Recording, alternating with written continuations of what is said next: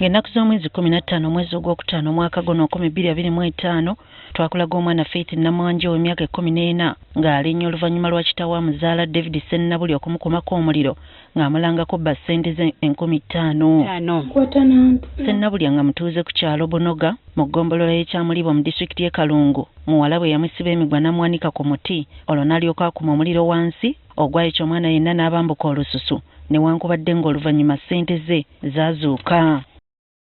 Newankubadde ono yasooka kudduka oluvannyuma poliisi yamuyiga n'emukwata era n'asimbibwa mu maaso g'omulamuzi wa kkooti ento Simon Toloko eyamusalira ekibonerezo kya myaka 12 ng'ali mu nkomyo. Namwanje abadde mu mikono gya nnyina Noel Nakivumbi abadde amujjanjaba olwaleero assizza omukka ogw'enkomerero oluvannyuma lw'emyezi 4 ng'ayita mu bulumi. Olw'obulumi n'obukawo Nakivumbi bw'alina eri kitaawe w'omwana ono olw'ekikolwa kye yatuusa ku muwala we okutuuka okufa aganye okumuziika mu kika kye n'asalawo amutwale waabwe ku Bukojja.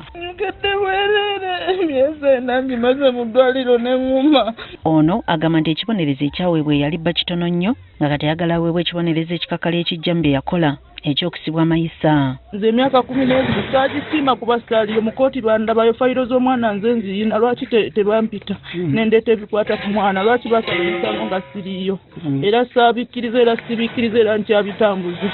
Kyokka asiimye gavumenti olw'obujjanjabi bwewadde muwala bwe ebbanga lyonna newankubadde tasobodde kusimattuka. Esifunye mwana wange naye buli kimu mukinkoledde. Buli ekisaana ku bulamu bw'omwana wange akifunye lwakuba Katonda agaanye. Yesse wajje Kivumbi jjajja w'omugenzi agamba nti akkiriziganya ne nnyina w'omuwala okumuziika ku Bukojja olw'obutemu bwa kitaawe.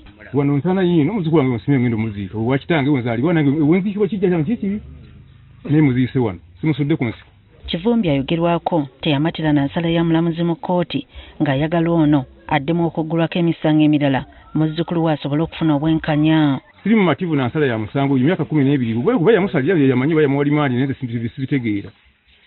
Musango guddeyo kuba kati fayiro yakyuse kuli kwali kubonereza kati kutta. N'abatuuze ku kyalo bavumiridde ekikolwa kya Sennabulya era ne basaba emisango gye gittukizibwe. Oba naye bamusibe bulamu bwe bwonna nze ndaba nga kyekisenga naye abeereyo amanye nti kino ekibonerezo nkiriko lwa nsonga gye nnako likuwedde kati omwana yafudde.